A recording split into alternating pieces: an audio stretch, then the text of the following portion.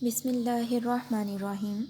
Lecture of Chemistry for ninth class. Today we will discuss about freezing point and diffusion. So students, we need to know that what is freezing point. So students, freezing point हमारे पास basically वो temperature है जिस पे कोई liquid जो है वो solid में चेंज हो जाए, ठीक है। लाइक हमारे पास कोई लिक्विड है और उसका जो टेम्परेचर है वो हम कम करते हैं, मीन्स हम उसे कूल करते हैं, और वो वाला टेम्परेचर जिस पे लिक्विड जो है वो सॉलिड में चेंज हो जाए, इसको उस लिक्विड का फ्रीजिंग पॉइंट कहते हैं। फॉर एग्ज़ाम्पल अगर हम बात करें तो वाटर का फ्रीजिंग पॉइंट 0 डिग्री सी है, ठीक है। वाटर का फ्रीजिंग पॉइंट क्या है? 0 डिग्री सी। इसी तरह से अगर हम बात करें एन ऑक्टेन की, तो ऑक्टेन का फ्रीजिंग पॉइंट -57 डिग्री सेंटीग्रेड है। इसी तरह से डाइथाइल ईथर की अगर हम बात करें तो उसका फ्रीजिंग पॉइंट -116 डिग्री सेंटीग्रेड है। नाउ अब हम डिफ्यूजन के बारे में डिस्कस कर। So students, we need to know that what is diffusion. तो डिफ्यूजन बेसिकली क्या है कि हम ये जानते हैं कि जो लिक्विड के मॉलिक्यूल्स हैं वो कॉन्टीन्यूसली मोशन की स्टेट में रहते हैं। दैट्स मीन कि वो कॉन्टीन्यूसली मूव करते हैं, ठीक है, कॉन्टीन्यूसली मूव करते हैं। और फिर क्या होता है कि जो हायर कंसंट्रेशन है लिक्विड के मॉलिक्यूल्स हायर कंसंट्रेशन से लोअर कंसंट्रेशन की तरफ मूव कर जाते हैं। इस प्रोसेस को हम डिफ्यूजन का नाम देते हैं, ठीक है। और जब लिक्विड के मॉलिक्यूल्स हायर कंसंट्रेशन से लोअर कंसंट्रेशन की तरफ मूव करते हैं तो वो मिक्स होके एक होमोजीनियस मिक्सचर बना देते हैं।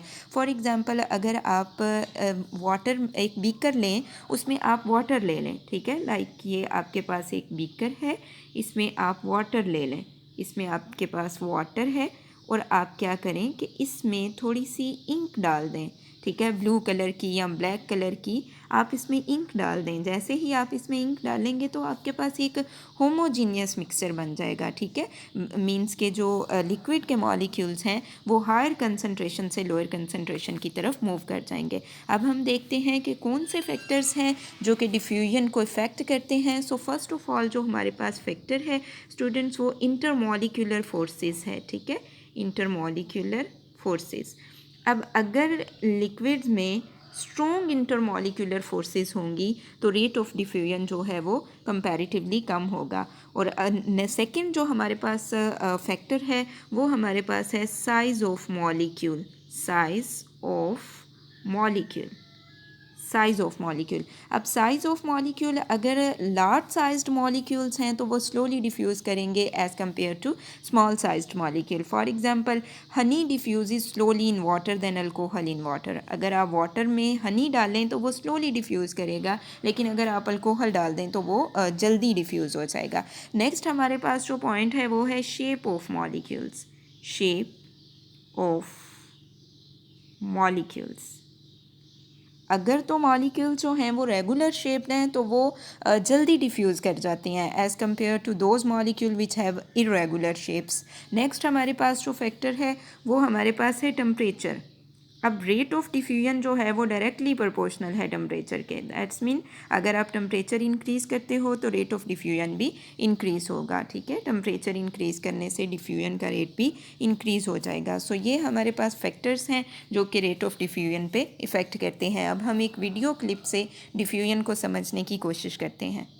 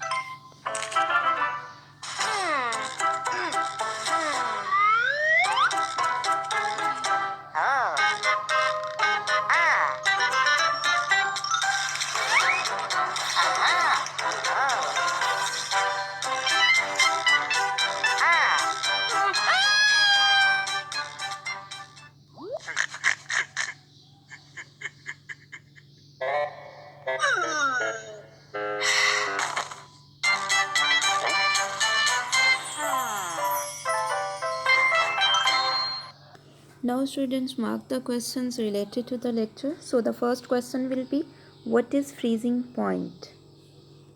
तो स्टूडेंट्स, इस क्वेश्चन का आंसर आप यहाँ से यहाँ तक लिखेंगे. The temperature at which solid and liquid coexist in dynamic equilibrium, this is called the freezing point of a liquid. और ये टेबल में इसकी फ्रीजिंग पॉइंट की एग्जांपल्स गिवन हैं. सेकेंड क्वेश्चन जो यहाँ से आएगा वो ये है, what is meant by diffusion. तो इसका आंसर आप यहाँ से यहाँ तक लिखेंगे. ठीक है. The liquid molecules are always in a state of continuous motion. यहाँ से लेके होमोजीनियस मिक्सचर तक आप इसमें लिखेंगे.